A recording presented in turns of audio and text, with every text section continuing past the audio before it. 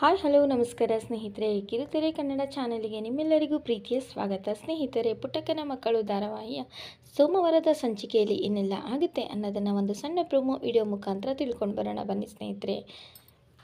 ಪುಟ್ಟಕ್ಕನ ಮಕ್ಕಳು ಧಾರಾವಾಹಿಯ ಎಲ್ಲ ಮಾಹಿತಿಗಾಗಿ ಚಾನಲನ್ನು ತಪ್ಪದೆ ಸಬ್ಸ್ಕ್ರೈಬ್ ಮಾಡಿಕೊಂಡು ಪಕ್ಕದಲ್ಲೇ ಕಾಣುವ ಬೆಲ್ ಐಕನನ್ನು ಪ್ರೆಸ್ ಮಾಡಿ ಆಲ್ ಅನ್ನೋ ಆಪ್ಷನ್ನ ಸೆಲೆಕ್ಟ್ ಮಾಡಿ ಸ್ನೇಹಿತರೆ. ನಾನು ಹಾಕುವಂಥ ಎಲ್ಲ ವಿಡಿಯೋಗಳು ನೋಟಿಫಿಕೇಷನ್ ಮುಖಾಂತರ ನಿಮಗೆ ಮೊದಲೇ ಬಂದು ತಲುಪುತ್ತದೆ. ಟಿವಿಗಿಂತ ಮುಂಚೆ ನೀವು ಧಾರಾವಾಹಿಯ ಎಲ್ಲ ಮಾಹಿತಿಯನ್ನು ಪಿನ್ ಟು ಪಿನ್ ತಿಳ್ಕೊಳ್ಬೋದು. ಹಾಗಿದ್ರೆ ತಡ ಮಾಡೋದು ಬೇಡ. ಪುಟ್ಟಕ್ಕನ ಮಕ್ಕಳು ಧಾರಾವಾಹಿಯಲ್ಲಿ ಸೋಮವಾರದಲ್ಲಿ ಏನೆಲ್ಲ ಆಗುತ್ತೆ ಅನ್ನೋದನ್ನು ಒಂದು ಸಣ್ಣ ವಿಡಿಯೋ ಝಲಕನ್ನು ನೋಡ್ಕೊಂಡು ಬರೋಣ ಬನ್ನಿ ಸ್ನೇಹಿತರೆ.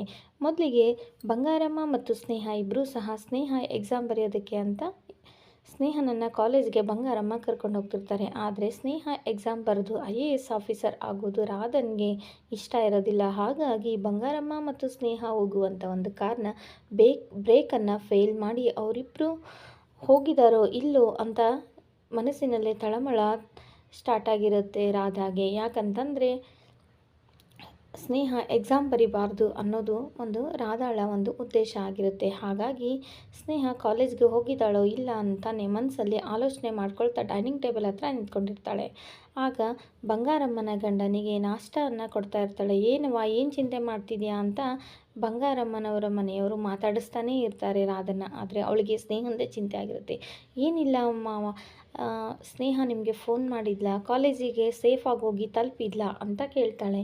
ಇಲ್ಲ ಬಿಡು, ನನಗೆ ಮಾಡಿಲ್ಲ, ಸ್ನೇಹ ಹೋಗಿರ್ತಾಳೆ ಬಿಡು, ಬಂಗಾರಮ್ಮ ಜೊತೆಗಿದ್ದಾಳಂದರೆ ಸ್ನೇಹನ ಕರ್ಕೊಂಡು ಹೋಗಿರ್ತಾಳೆ, ನನ್ನ ಬಂಗಾರ ಇದ್ಮೇಲೆ ತಲೆ ಕೆಡಿಸ್ಕೊಳ್ಬೇಡ ಅಂತ ರಾಧನ್ಗೆ ಬಂಗಾರಮ್ಮನ ಗಂಡ ಹೇಳ್ತಾರೆ. ಆಗ ರಾಧನ್ಗೆ ಸ್ನೇಹ ಎಕ್ಸಾಮ್ ಬರಿಬಾರ್ದನ್ನೋದು ಅವಳ ಒಂದು ಇಂಟೆನ್ಷನ್ ಆಗಿರುತ್ತೆ. ಹಾಗಾಗಿ ಕಾರ್ನ ಬ್ರೇಕನ್ನು ಫೇಲ್ ಮಾಡಿರ್ತಾಳೆ. ಆದರೂ ಬಂಗಾರಮ್ಮ ತನ್ನ ಛಲ ಬಿಡದೆ ಸೊಸೆಯನ್ನು IAS ಆಫೀಸರ್ ಮಾಡಲೇಬೇಕು ಅಂತ ಪಣ ತೊಟ್ಟು ಅವಳನ್ನು ಮೊದಲಿಗೆ ಕಾಲೇಜ್ಗೆ ಕರ್ಕೊಂಡೋಗಿ ಎಕ್ಸಾಮ್ ಬರೆಸ್ತಾರೆ.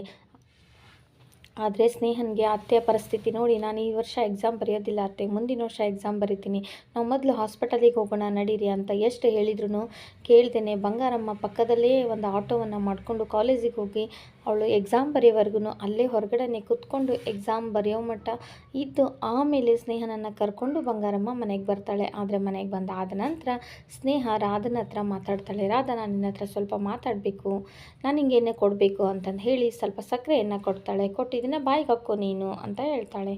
ಯಾಕೆ ಅಂತಂದರೆ ನಂದು ನೆನ್ನೆ ಎಕ್ಸಾಮ್ ಆಯ್ತಲ್ಲ, ಎಕ್ಸಾಮಲ್ಲಿ ರಿಸಲ್ಟ್ ನಂದು ಬಂತು, ನಾನೇ ಫಸ್ಟ್ ಅಂತ ಹೇಳ್ತಾಳೆ. ಆಗಲೇ ರಿಸಲ್ಟ್ ಬಂದುಬಿಡ್ತಾ ಅಂತ ರಾಧಾ ಕೇಳ್ತಾಳೆ. ಹಾಂ, ರಿಸಲ್ಟ್ ಬಂತು, ಆದರೆ ಯಾವ ಎಕ್ಸಾಮ್ ಅಂತ ಗೊತ್ತಾ ನಿನಗೆ?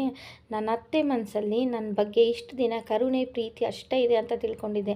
ಆದರೆ ನಮ್ಮ ಅತ್ತೆಗೆ ನಾನೆಷ್ಟು ಇಷ್ಟ, ನನ್ನ ಮೇಲೆ ಎಷ್ಟು ಪ್ರೀತಿ ಇದೆ ಅನ್ನೋದು ನೆನ್ನೆನೇ ಗೊತ್ತಾಗಿದ್ದು. ಅವ್ರ ಪ್ರಾಣವನ್ನು ಲೆಕ್ಕಿಸದೆ ನನ್ನ ಎಕ್ಸಾಮಿಗೋಸ್ಕರ ಹೊರಗಡೆನೇ ಕೂತ್ಕೊಂಡು ನಾನು ಎಕ್ಸಾಮ್ ಬರೆಯೋವರೆಗೂ ಕಾಯ್ದ್ರು ಗೊತ್ತಾ ಅಂತಂದು ಹೇಳ್ತಾರೆ. ನೀನು ಮಾಡುವಂಥ ಪ್ರತಿಯೊಂದು ಕುತಂತ್ರಗಳಿಂದ ನನಗೆ ತುಂಬಾ ಒಳ್ಳೆಯದಾಗ್ತಿದೆ, ನಿನಗೆ ಒಂದು ರೀತಿ ನಾನು ಥ್ಯಾಂಕ್ಸ್ ಹೇಳಬೇಕು ಅಂತ ರಾಧನ್ಗೆ ಹೇಳ್ತಾಳೆ. ಆಗ ರಾಧಾ, ಏಕೆ ನಾನು ಆಡ್ಕೊಳ್ತಿದ್ದೀಯಾ ಅಂತಂದು ಕೇಳ್ತಾಳೆ. ಆಗ ಇಲ್ಲ ನಿನ್ನ ನಾನೇನು ಆಡ್ಕೊಳ್ತಿಲ್ಲ, ನಾನು ಎಕ್ಸಾಮ್ ಬರೆಯೋಕ್ಕೆ ಹೋಗ್ಬೇಕಾದಾಗ ಕಾರ್ ಬ್ರೇಕ್ ಫೇಲ್ ಮಾಡಿದ್ದು ನನಗೆಲ್ಲ ಗೊತ್ತಿದೆ ರಾಧಾ, ನೀನು ಈ ರೀತಿ ಆಟ ಎಲ್ಲ ನನ್ನ ಮುಂದೆ ಇಟ್ಕೊಳ್ಬೇಡ, ನೀನು ಇಷ್ಟು ದಿನ ಬರೀ ಸ್ನೇಹನ ಮಾತ್ರ ನೋಡಿದ್ಯಾ, ಇನ್ನು ಮುಂದೆ DC ಸ್ನೇಹನ ನೋಡ್ತೀಯಾ ಅಂತೇಳಿ ರಾಧನ್ಗೆ ಖಡಕ್ ವಾರ್ನಿಂಗನ್ನು ಸಹ ಸ್ನೇಹ ಕೊಟ್ಟಿದ್ದಾಳೆ ಸ್ನೇಹಿತರೆ. ಹಾಗೆ ಸ್ನೇಹ ರಾಧನ್ಗೆ ಇನ್ನೊಂದು ಎಚ್ಚರಿಕೆಯನ್ನು ಸಹ ಕೊಟ್ಟಿದ್ದಾಳೆ. ಊರಲ್ಲಿ ಏನಾಗುತ್ತೆ ಏನಿಲ್ಲ ಅನ್ನೋದನ್ನು ಪಿನ್ ಟು ಪಿನ್ ತಿಳ್ಕೊಳ್ತಿರ್ತೀನಿ ನಾನು, ಅಂಥದ್ರಲ್ಲಿ ನಮ್ಮ ಮನೇಲಿ ಏನಾಗುತ್ತೆ ಅಂತ ನಾನು ತಿಳ್ಕೊಂಡೇ ಇರ್ತೀನ. ಇಷ್ಟು ದಿವಸ ನನಗೆ ಎಕ್ಸಾಮು ಅದು ಇದು ಅಂತ ನಾನು ಬ್ಯುಸಿಯಾಗಿದ್ದೆ, ಆದರೆ ಇನ್ನು ಮುಂದೆ ಹಾಗಾಗಕ್ಕೆ ನಾನು ಬಿಡಲ್ಲ, ನಿನ್ನ ಮೇಲೆ ಯಾವಾಗಲೂ ಒಂದು ಕಣ್ಣು ಇಟ್ಟಿರ್ತೀನಿ, ನಿನ್ನ ಬಂಡವಾಳನ ನಾನು ನಮ್ಮತ್ತೆ ಮುಂದೆ ಬಯಲು ಮಾಡ್ತೀನಿ ಅಂಥೇಳಿ ರಾಧನ್ಗೆ ಖಡಕ್ ವಾರ್ನಿಂಗನ್ನು ಸಹ ಸ್ನೇಹ ಕೊಟ್ಟಿದ್ದಾಳೆ ಸ್ನೇಹಿತರೆ. ಇದಿಷ್ಟು ಪುಟ್ಟಕ್ಕನ ಮಕ್ಕಳು ಧಾರಾವಾಹಿಯ ಸೋಮವಾರದ ಒಂದು ಸಂಚಿಕೆಯಾಗಿತ್ತು ಸ್ನೇಹಿತರೆ.